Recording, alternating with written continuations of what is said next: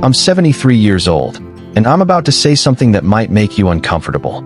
Almost everything we're taught about aging is wrong. And the harsh truth is this: the people who were supposed to prepare you for life, parents, teachers, society, either misunderstood it themselves or passed down ideas that were never true. For the first 5 decades of my life, I believed those same ideas. I thought I had life figured out. I built a career, bought a home, earned respect, checked all the right boxes. From the outside, everything looked successful. But at 52, one moment destroyed the story I had been telling myself. What I've learned in the 21 years since then has changed how I see life, time, and what truly matters. And I'm not sharing this to sound wise or impressive. I'm sharing it because my time is limited, and there are things you need to hear before your own time slips away. When I was 52, I experienced what doctors calmly called a cardiac event. That's a polite way of saying my heart nearly ended my life. I was sitting in a routine meeting, talking about numbers that don't matter anymore, when the room began to fade. I woke up later in a hospital bed, machines attached to my body, my wife crying beside me. The doctor said I was lucky. At first, that word felt insulting. I had stared death in the face. How was that luck?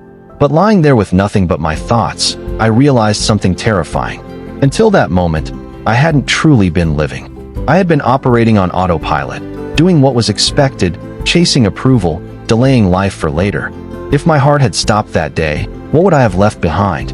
A house someone else would live in, savings someone else would spend, achievements people would forget within a few years. None of it felt meaningful.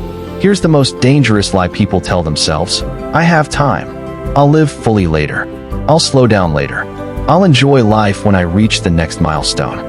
I hear this from people in their 20s, 30s, even 40s. When I earn more, I'll be happy.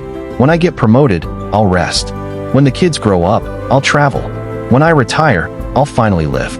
Let me save you decades of regret. That moment never arrives. Why? Because the finish line keeps moving. You achieve one goal and immediately chase another. The satisfaction fades almost instantly. Years pass. Then one day you look back and wonder where your life went. I spent 30 years climbing a ladder, only to realize at the top that it was leaning against the wrong wall. And time doesn't let you rewind and start again. Here's a truth no one tells you early enough: success alone is an empty target. I reached everything I aimed for: status, money, recognition. Each win felt incredible for a day or two. Then it disappeared, and I needed another win just to feel normal again. It's an endless loop. A close friend of mine died at 68. He worked non-stop, built a massive business, postponed rest every year. One day he had a stroke. At his funeral, his son said something I'll never forget: "My father was successful, but I hardly knew him." That sentence should scare you. Your deepest regrets won't come from failures.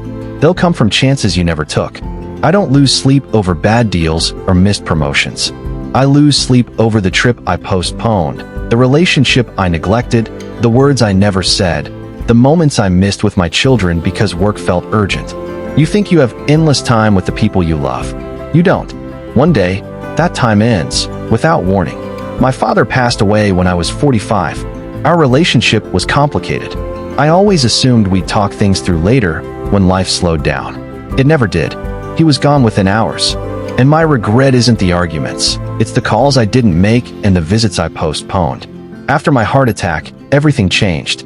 I stepped away from what drained me. I stopped saying yes to things that didn't matter. I finally said yes to the life I kept delaying. In these last 2 decades, I've learned more than in all the years before.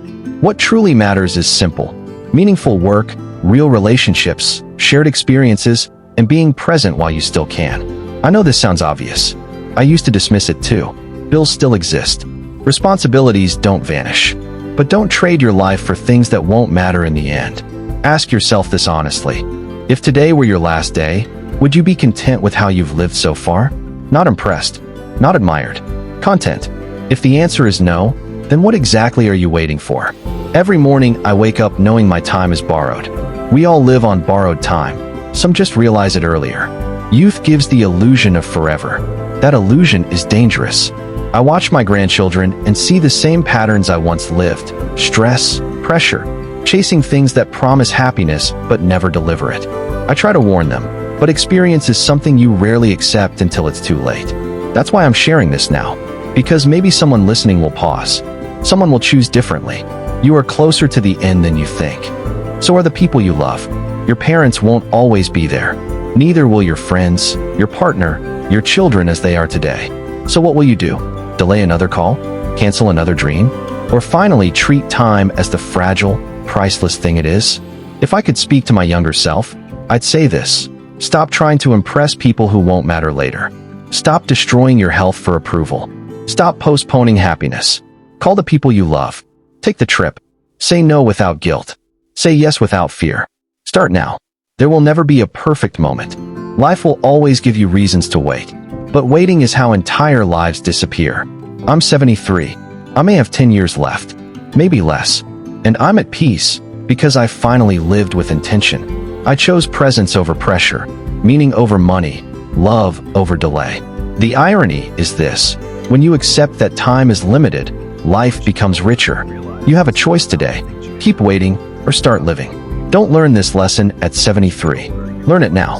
Someday isn't coming. Someday is today.